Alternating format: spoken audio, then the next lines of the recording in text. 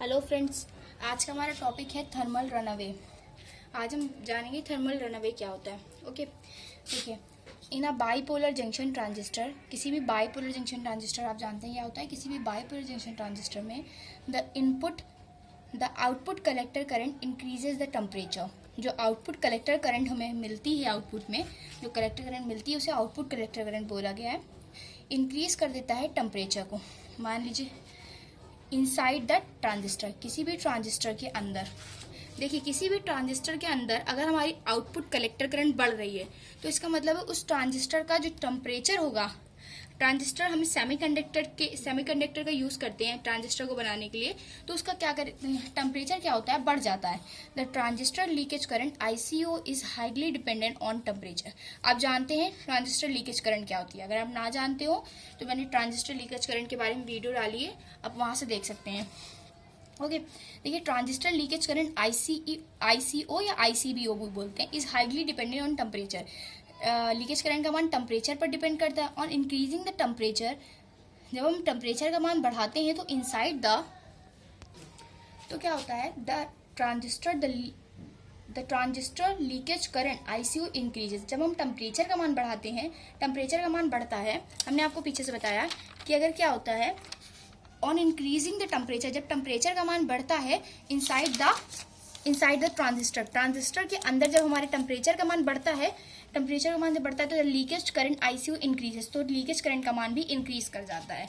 ठीक है, to increase the output collector current IC का मान इंक्रीज करने से। ये देखिए एक तरह से रिलेशन है। इस रिलेशन को मैं आपको अलग से करके बताती हूँ कि कौन सी चीज़ किस चीज़ पर डिपेंड है। तो मैंने आपको लैंग्वेज बताई कि किस तरह से लिखना है। मान लीजिए, देखिए क्या कह रहे हैं कि लैंग्वेज हमारी बताती है कि IC आउटपुट कलेक्टर करंट का मान, अगर आउटपुट कलेक्टर करंट का मान बढ़ता है तो क्या करता है, आउटपुट कलेक्टर करंट का मान जब बढ़ेगा तो वो टेम्परेचर को बढ़ा देगा। ठीक है, आउटपुट कलेक्टर करंट जो होती है वो टेम्परेचर को बढ़ा देती है, और हमारा जो टेम्परेचर है वो डिपेंड करता है हमारी लीकेज करंट पर, ICBO पर डिपेंड करता है। ओके, IC जो अगर बढ़ेगा तो यह इंक्रीज कर देगा टेम्परेचर को, और टेम्परेचर डिपेंड करता है हमारा ICBO पर, तो टेम्परेचर बढ़ने पर हमारी लीकेज करंट भी बढ़ जाती है। अब अगर लीकेज करंट बढ़ेगी तो मान लीजिए पहले हमारी आउटपुट कलेक्टर करंट IC प्राप्त हो रही थी, ठीक है, फिर लीकेज करंट और बढ़ गई तो ICBO का मान बहुत ज्यादा हो जाता है। ठीक है, तो जो टोटल करंट होती है टोटल आउटपुट करंट वो और ज्यादा बढ़ जाती है। ठीक है, तो बस यही रिलेशन अभी जो मैंने आपको लैंग्वेज बताई वो ये शो कर रही है कि जब हम IC का मान बढ़ाते हैं और तो टेम्परेचर बढ़ता है, और टेम्परेचर बढ़ाने पर टेम्परेचर का मान लीकेज करंट पर डिपेंड करता है। तो लीकेज करंट पर जब डिपेंड करता है तो ICBO का मान भी बहुत बढ़ जाता है टेम्परेचर बढ़ाने पर, जिसके कारण जो आउटपुट कलेक्टर करंट हमें टोटली आउटपुट कलेक्टर करंट मिलती है उसका मान बहुत ज्यादा इंक्रीज हो जाता है। ओके, देखिए ICO increases to increase the output collector current IC। जब हमारी लीकेज करंट बढ़ती है तो वो हमारी IC को भी बढ़ा देती है, और जो टोटल हमारी IC होती है आउटपुट कलेक्टर करंट उसको बढ़ा देती है। In every 6 degree increase the temperature. अगर हम टेम्परेचर में 6 डिग्री सेल्सियस टेम्परेचर का मान बढ़ाते हैं तो the leakage current becomes doubled if the transistor is made of germanium.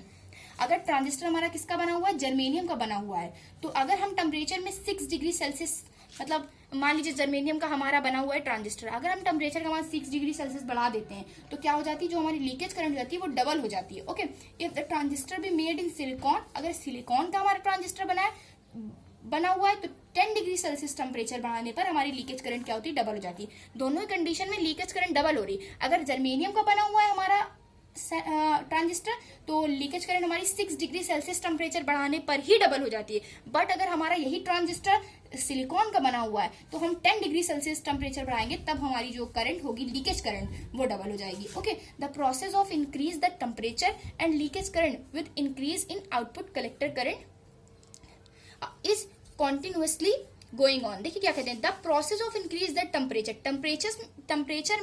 Temperature को जो बढ़ाने का प्रोसेस होता है, and leakage current with increases. अब देखिए टेम्परेचर बढ़ रहा था तभी तो लीकेज करंट बढ़ रही थी। हमने आपको रिलेशन बताया कि IC बढ़ा तो टेम्परेचर बढ़ी, और टेम्परेचर बढ़ा तो ICBO बढ़ा, मतलब टेम्परेचर को बढ़ाने पर ICBO बढ़ रहा था। अब जब मतलब लीकेज करंट बढ़ रही थी तो process increase the temperature, temperature हमने बढ़ाया तो लीकेज करंट भी इंक्रीज कर गई। In output collector current is continuously going on, और जिसकी वजह से क्या होगी, जो हमारी टोटल आउटपुट कलेक्टर करंट मिली IC उसका मान और इंक्रीज कर गया। द आउटपुट कलेक्टर करंट में बिकम एक्सट्रीमली लार्ज। तो क्या होता है, जो हमारी आउटपुट कलेक्टर करंट हो जाती है वो बहुत ही ज्यादा लार्ज हो जाती है, बहुत ही ज्यादा बहुत ज्यादा हो जाती है इन सेकेंड्स, कुछ ही सेकेंडों में, thereby damaging the transistor, जो क्या करती है, ट्रांजिस्टर को डैमेज कर देती है।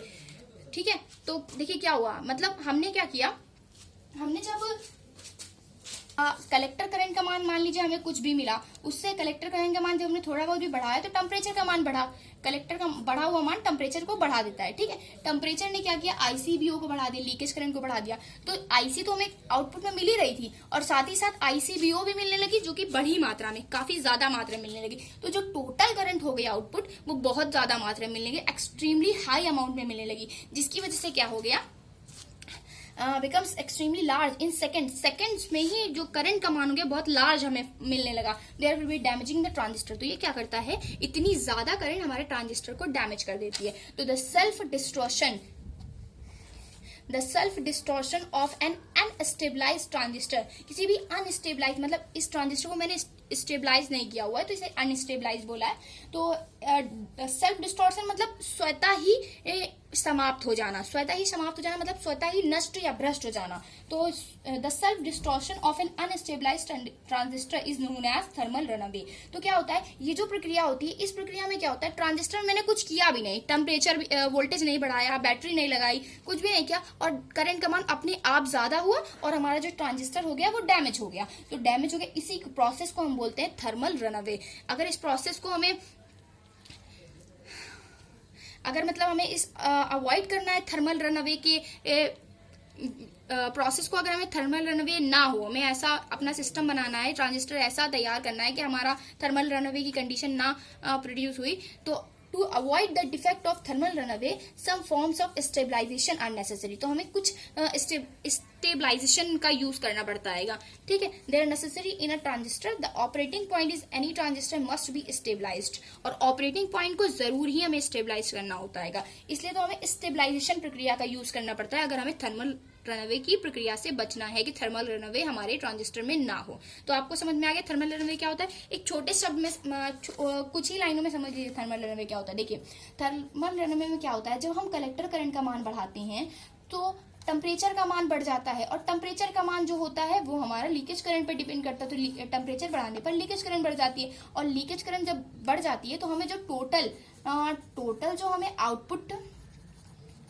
आउटपुट कलेक्टर करंट मिलती है, total output collector current IC जो हमें मिलती है, वो जो होती है उसका मान एक्सट्रीमली हाई हो जाता है। और जब इतना ज्यादा हो जाता है तो हमारा ट्रांजिस्टर, तो जो हमारा total output collector current IC होता है उसका मान बहुत ही ज्यादा हो जाता है, जिसकी वजह से हमारा ट्रांजिस्टर सेल्फ डिस्टॉर्शन हो जाता है, हमारे ट्रांजिस्टर का स्वतः ही हमारा ट्रांजिस्टर डिस्ट्रॉय हो जाता है, समाप्त हो जाता है, खराब हो जाता है। इसीलिए हम इस थर्मल रनअवे, इसे ही हम बोलते हैं थर्मल रनअवे। ओके, इस थर्मल रनअवे को ये हमारे ट्रांजिस्टर में थर्मल रनअवे की कंडीशन ना हो, इसे करने के लिए हमें स्टेबलाइजेशन करना होता है, अपने ट्रांजिस्टर में स्टेबलाइजेशन का यूज करना होता है। तो इस प्रकार से हमारे थर्मल रनअवे की कंडीशन अप्लाई नहीं हो पाती है। ओके, तो आई होप आपको ये समझ में आया होगा। अगर आपको ये वीडियो अच्छी लगी हो तो प्लीज हमारे चैनल को लाइक, सब्सक्राइब और कमेंट जरूर करिएगा। Thank you for watching.